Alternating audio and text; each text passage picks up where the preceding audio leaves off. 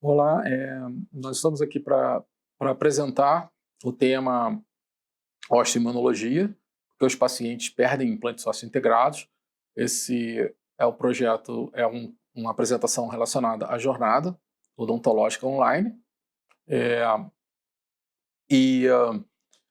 nós vamos gastar alguns minutos aqui discutindo por que esses pacientes entram nesse processo de perda óssea, porque isso pode comprometer a estabilidade dos implantes a médio e longo prazo.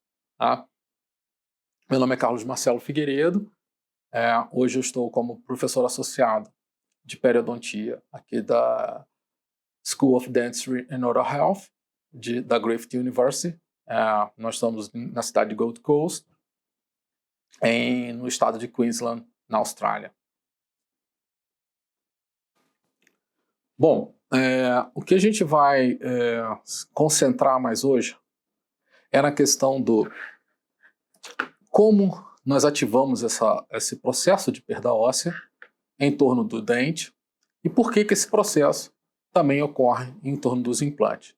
Então a gente já tem uma boa ideia do que acontece aqui, mas nosso objetivo agora é entender por que esse processo é ativado também em torno dos implantes. É claro que a situação se torna mais grave, uma vez que esse implante é colocado normalmente em nível ósseo, se você estiver falando do bone level, ou até um pouco supraósseo, do tissue level, mas a ideia é que todas as roscas fiquem dentro do osso. Né?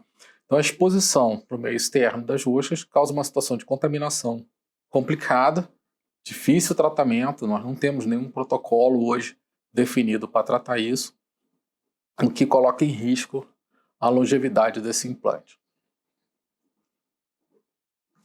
Então, nosso grupo de pesquisa, um grupo que eu venho liderando há algum tempo, ele envolve várias possibilidades de associação à doença periodontal e à doença periimplantar, né?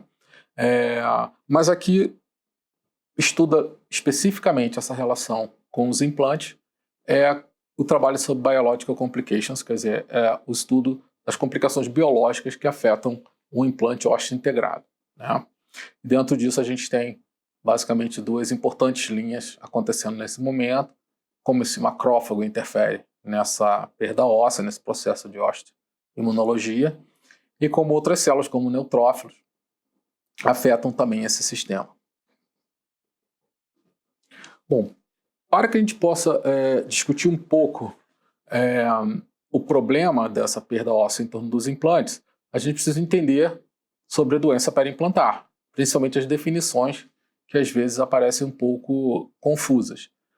Graças a essa nova classificação, que foi colocada em 2017, publicada em 2018, ficou um pouco mais fácil de entender essa relação de saúde periimplantar, mucosite periimplantar e periimplantite. Então, para que a gente possa entender bem essas relações, é claro que o biofilme continua funcionando como fator etiológico primário. Né? Isso não significa que esse biofilme está causando a lesão óssea ou causando a perda óssea, mas a ativação do processo inflamatório ela parte do biofilme. Essa é a primeira coisa importante a ficar definida. O segundo é que, felizmente, a partir dessas classificações novas, toda resposta inflamatória do hospedeiro frente ao desafio microbiano está sendo considerada. Então, você já não pode esperar uma mesma reação de todos a um acúmulo bacteriano similar. Né? Então, você vai ter situações onde o paciente vai tolerar mais ou menos, ou o processo inflamatório vai ter uma característica X ou Y em função dessa agressão que ele está sofrendo. E também que para você considerar a doença periimplantar, você precisa já ter atingido uma integração tecido mole e tecido duro completa. Então, situações que afetem o processo cirúrgico ou pós-cirúrgico, onde você ainda não chegou a completar a osteointegração, esses processos não deveriam ser incluídos como doença periimplantar. Então, bem rapidamente, né, o que a gente considera hoje como saudável, fica aí a contribuição de um gênio brasileiro que trabalha na área, o professor Maurício Araújo, né, junto com o professor Jan Linder. E como você consideraria a área como saudável? Qual seria seu parâmetro para isso? Né? Então eu não posso ter, né, o eritema, eu não posso ter o sangramento da sondagem, eu não posso ter o edema e, obviamente, eu não posso ter nenhum tipo de supuração. Então o que a gente está procurando como saudável seria uma situação parecida com essa. Tá? E se eu retirar a prótese, isso é uma coisa que eu venho falando já há bastante tempo, o sangramento ele não está relacionado à inflamação somente. O sangramento está relacionado à falta de integridade do epitélio. Então, você vê claramente aqui que o epitélio está íntegro, apesar de você enxergar os vasos, né? Mas não há nenhum risco de sangramento, porque o epitélio está cobrindo completamente a área.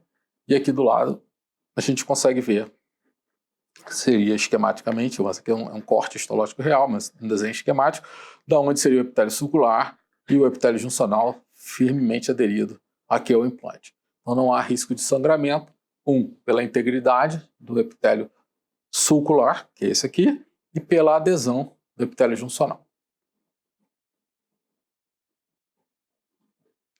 A segunda situação clínica importante para a gente é a mucosite. Então, a mucosite periimplantar. Por que ela é importante? Porque ela reflete a agressão, fator etiológico bacteriano, e a inflamação que ocorre em função dessa agressão bacteriana.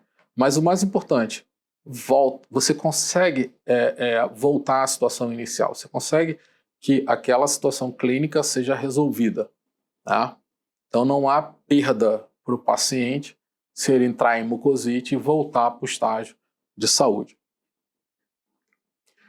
A única coisa que você tem que ficar atento, principalmente foi citado por essa classificação, é que você talvez demore um pouco mais do que nós estamos acostumados, a primeira, a segunda semana de cicatrização, após um tratamento da gengivite. Você estiver falando de mucosite periimplantar, talvez você esteja falando aí de 3, 4 semanas de espera para a resolução do quadro. É óbvio que eu preciso de sinais clínicos, né, claros de inflamação para confirmar essa mucosite periimplantar. Mas basicamente aquela integridade do epitélio juncional vai estar, do epitélio juncional e do epitélio sulcular, essa integridade vai estar comprometida e ao sondar o paciente vai sangrar. Então, novamente, não diga que o paciente está sangrando porque está inflamado, né? O paciente entende que uma simples inflamação gera sangramento, o que biologicamente não é verdade. Para sangrar você precisa romper a camada epitelial. E aí sim você teria um contato do meio externo com o meio interno, que é muito mais grave do que uma simples inflamação. Então o paciente precisa ter noção de que uma mucosite ela causa sangramento à sondagem, mesmo a uma sondagem gentil, o que isso acaba caracterizando um rompimento ou um contato do meio interno com o meio externo. Claro, clinicamente você acaba observando isso, né? O sangramento ao toque, mas retirando lá o abutment ou o cicatrizador, seja lá o que estiver nesse momento, normalmente a coroa, né, porque já tem que ter um tempo de osteointegração e de biocompatibilidade dos tecidos, você encontra uma situação completamente oposta. Quer dizer, o epitélio completamente ulcerado, o que provocaria, obviamente, o sangramento ao toque. Né?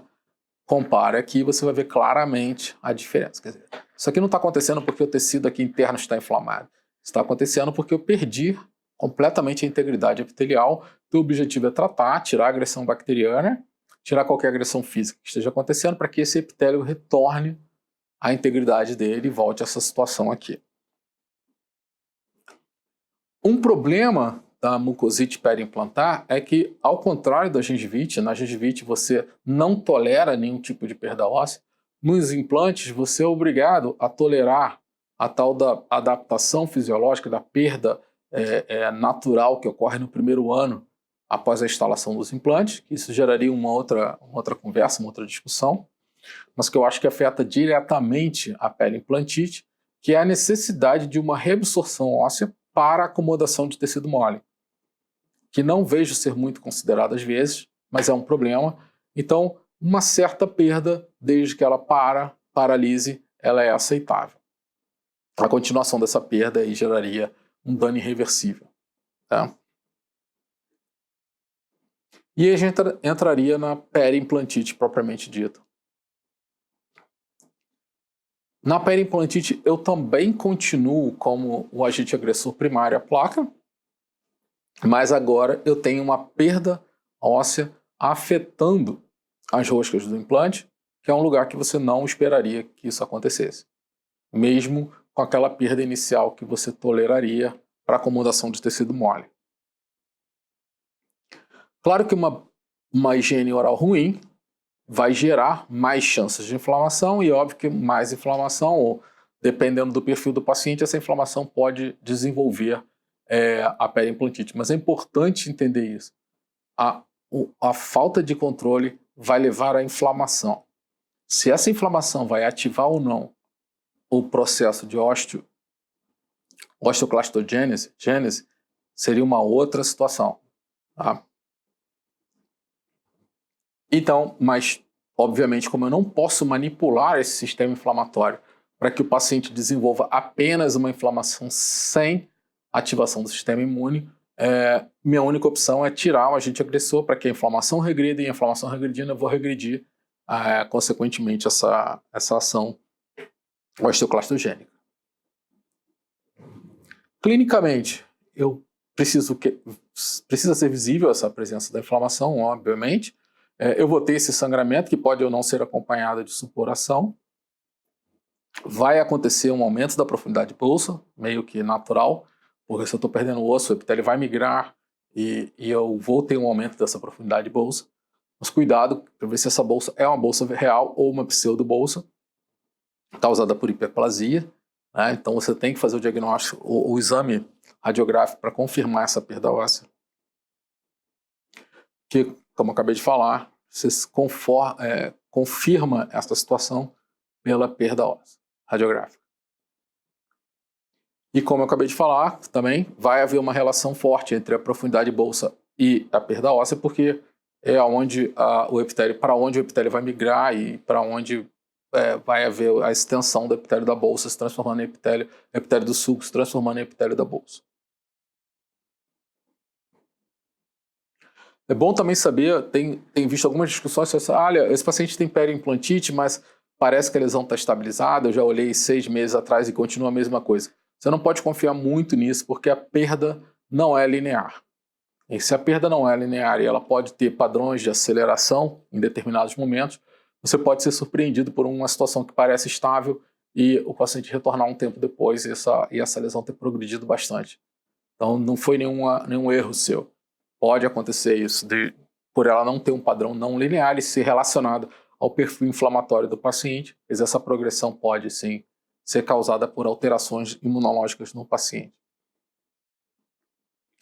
E espere uma progressão mais rápida, mais potente e talvez mais destrutiva do que você pode observar em periodontite.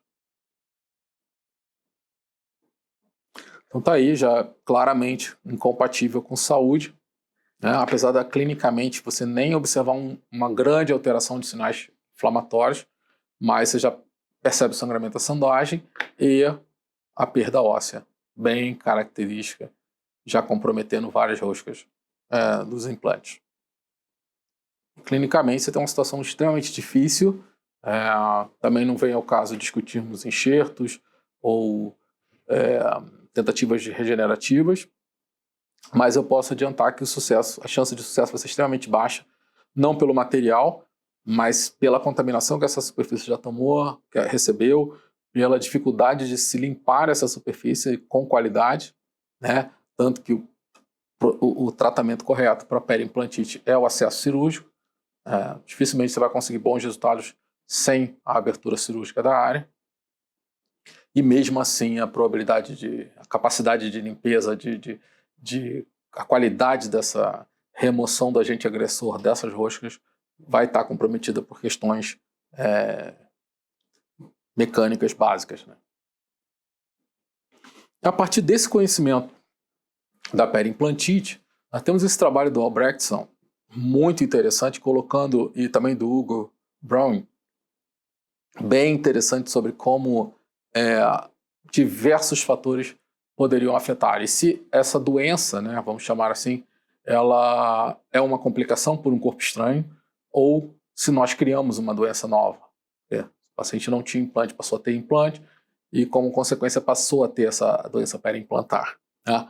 Mas, como não seria o tópico mergulhar muito nisso, mas essa figura que eles utilizam é muito interessante, e ela engloba quase que tudo, desde o risco genético até forças excessivas, liberação de partículas de titânio, até o desequilíbrio osteoblástico, osteoclástico. Achei bem interessante eles colocarem isso, porque no final é isso, né? Você tem uma inflamação, você estimula a osteoclastogênese, meio que um tipo de turnover, você vai ter uma ação osteoblástica para repor aquilo, e quando esse balanço está quebrado, você acaba pondo em risco a sustentação óssea do teu implante. E é óbvio que esse sistema ele é regido, né, ele é controlado por células B, T, complemento, e principalmente macrófagos. Né? Esse sistema imune afeta diretamente a função osteoblástica, osteoclástica, e é o que eu falei no início, esse é o nosso principal foco de trabalho, de pesquisa, como essa comunicação ocorre, como esse estímulo ocorre. Ele leva a gente para o tópico da osteoimunologia, que também, como é uma apresentação curta, nós vamos só falar um pouco por alto sobre o que é. Mas basicamente o que a gente pode pensar de osteoimunologia, voltando aqui para falar diretamente com vocês, é que você tem várias maneiras de estimular o processo, de levar ao estímulo do processo por caminhos diferentes. Então, basicamente, o que a gente se concentra mais hoje é como as células T auxiliares, o perfil de célula T auxiliar afeta esse sistema, né? Como ele consegue interferir nessa ativação de osteoclastos. Então, isso pode passar principalmente pelo desequilíbrio na resposta TH1, TH2, e hoje uma preocupação maior nossa em relação ao desequilíbrio entre a resposta TH17 e a Treg. Né? E, claro, que macrófagos são extremamente interessantes nesse sistema, e eles podem afetar, sim, esse estímulo, ou criar um desequilíbrio nessa situação. Então, sim, nós nos concentramos bastante na função de células TH17, nas citocinas liberadas pelas células TH17, e na função de macrófago. Se a gente leva isso para a doença periodontal de uma maneira bem simples, é um termo também que a gente vem conversando sobre isso, usa-se muito o termo periodontal disease, e esse não é muito diferente aqui na Austrália, para periodontite e gingivitis, como a gengivite separada. E o que não é muito real para a classificação. Então, se eu estou falando de doença periodontal disease, a doença periodontal, eu estou englobando todas. Então, eu preciso ser mais específico sobre gengivite, periodontite e doença periodontal. Senão fica bem confuso de se comunicar. Mas, em condição de saúde, né, o básico sobre osteoimunologia seria um equilíbrio entre a expressão de Rank e Rank-L, principalmente um equilíbrio entre Rank e OPG, que vai acabar interagindo com o Rank-L e evitando um excesso de estímulos para a formação de osteoclastos. Né?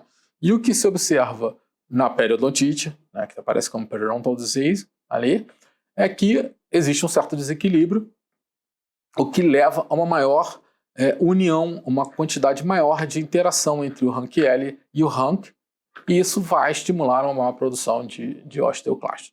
Então, uma coisa bem simples de entender, bem básica de entender, é que se o Rank e o Rank-L se conectarem, mais do que o OPG é capaz de bloquear o Rank-L, você vai ter mais chance de osteoclastogênese, de ativação de osteoclastos.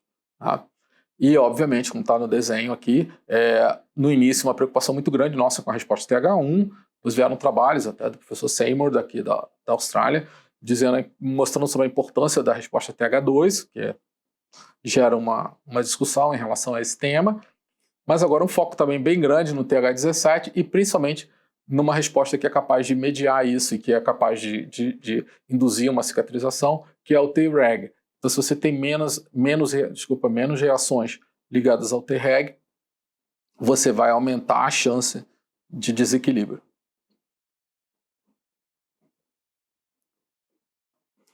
E nesse esquema, não muito diferente, né, ele vai apontar para o que eu acabei de falar, como o TH17, ele vai produzir citocinas que vão levar a atividade osteoclástica, até passando pela atividade osteoblástica, mas com a intenção final de levar uma atividade osteoclástica, e o Treg reduzindo, quer dizer, agindo como um bloqueador dessa resposta, principalmente entre monócitos para osteoclastos, desculpa.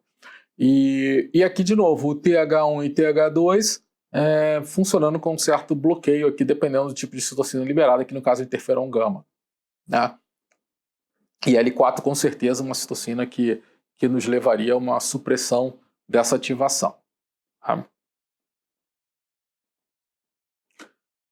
Claro que as células B também nos atraem, de certa maneira, mas não é o tópico de hoje, né? E os monócitos, aqui no centro, tem essa ação que nos leva a pensar nos macrófagos. Então, a gente vem trabalhando, nosso grupo vem trabalhando nessa área, é uma parceria muito grande com o Eduardo Veras e com o Daniel Teles, na UERJ. A Mayla, agora doutoranda, mestranda e doutoranda agora do Daniel, está fazendo um trabalho impressionante, incrível nessa área, conseguindo um material biológico muito interessante, importante, e publicando em revistas de bom impacto os resultados. Então, assim, cabe aqui o elogio a Mayla e, obviamente, a capacidade de administração do Daniel e do Eduardo nesse projeto. Então, nós já testamos tentar analisar esse desequilíbrio na resposta TH17. Obviamente, se eu tenho uma mucosite, nossa preocupação sempre foi o quanto essa resposta TH17 acaba influenciando a mucosite, porque para o clínico é isso que interessa, qual mucosite poderia evoluir, ou se todas as mucosites poderiam evoluir. O resultado da Mayla, o resultado do grupo nesse trabalho foi interessante, porque mesmo que o paciente, nós analisamos situações onde o paciente tinha periodontite na boca e mucosite em alguns implantes, tinha implantes com mucosite e periimplantite, e tinha paciente que só tinha mucosite sem nenhuma lesão óssea na boca. E mesmo assim, durante a inflamação causada pela mucosite, os níveis das citocinas estavam bastante altos. Então, essa foi uma situação bem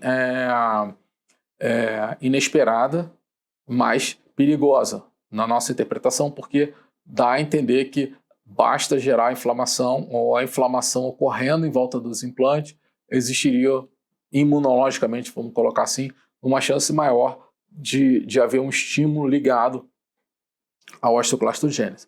Então, como a gente faz isso?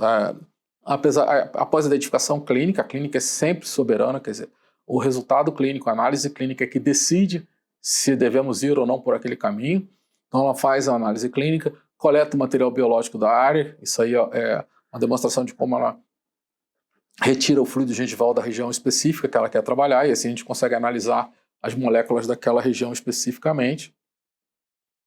A gente tem como medir isso, o volume recolhido usando o periotron, né? E a partir daí a gente precisa juntar todas as amostras para partir para análise. Isso aqui só vale uma ressalta, porque às vezes nos perguntam, mas vocês já podem aplicar isso clinicamente, como isso funcionaria? Sim, a gente poderia usar isso clinicamente, mas como vocês podem ver aqui, a gente precisa de um número relativamente grande de amostras para fazer uma análise, já que a gente ocupa aproximadamente 80 poços numa placa durante a leitura.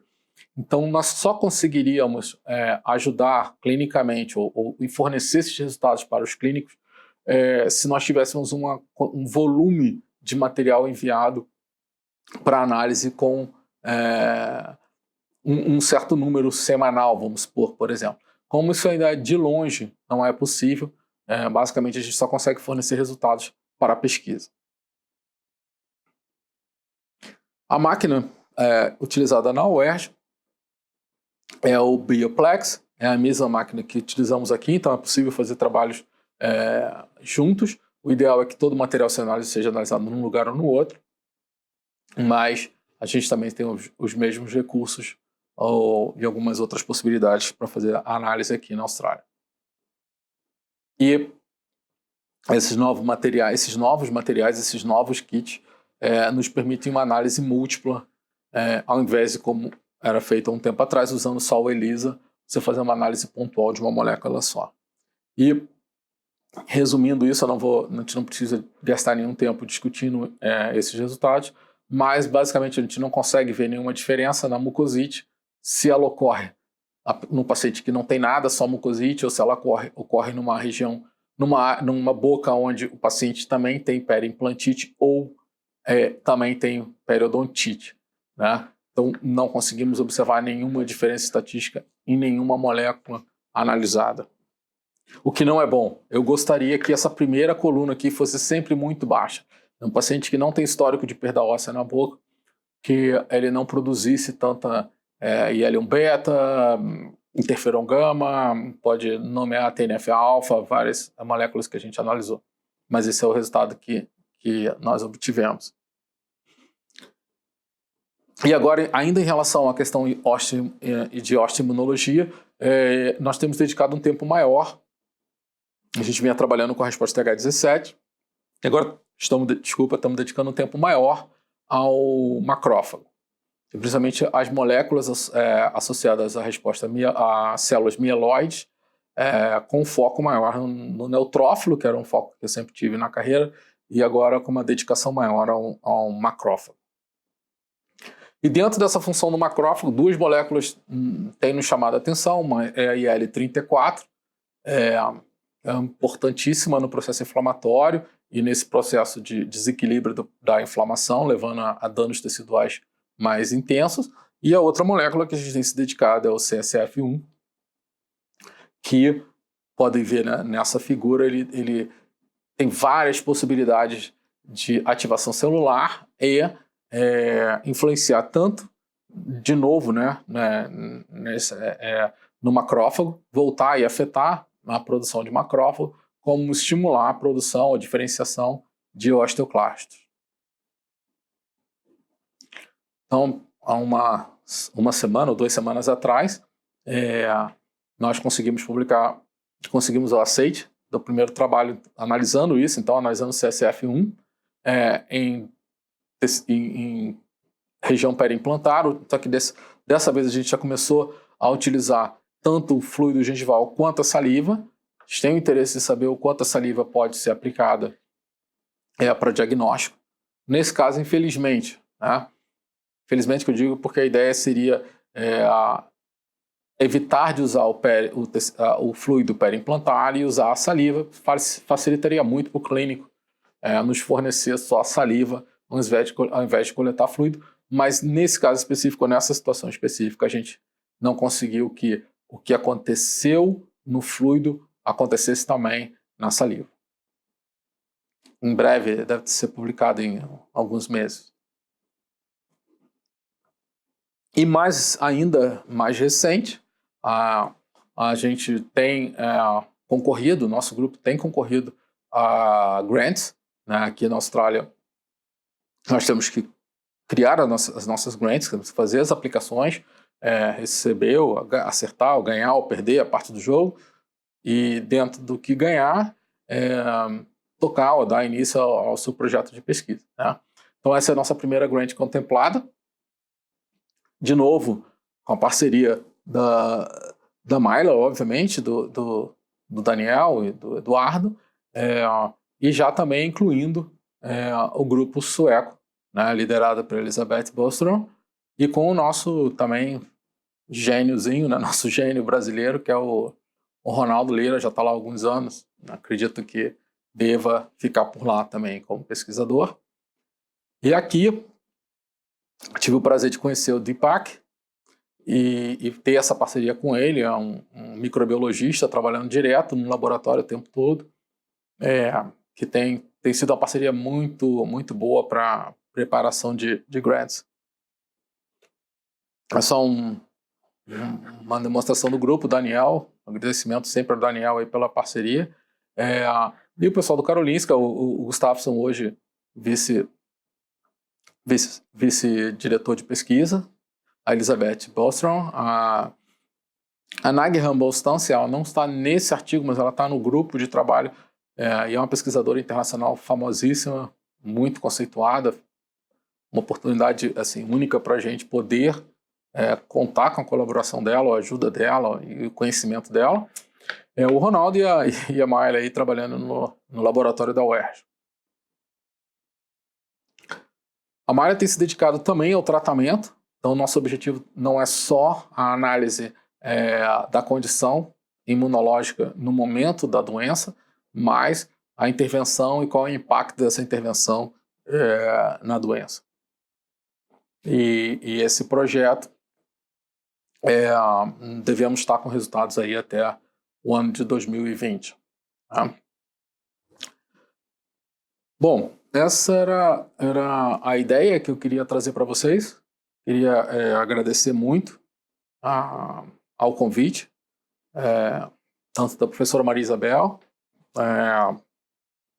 quanto da Maria Berry, por dar essa oportunidade para a gente daqui, passar esse pouco de conhecimento que nós temos sobre isso nessa jornada online.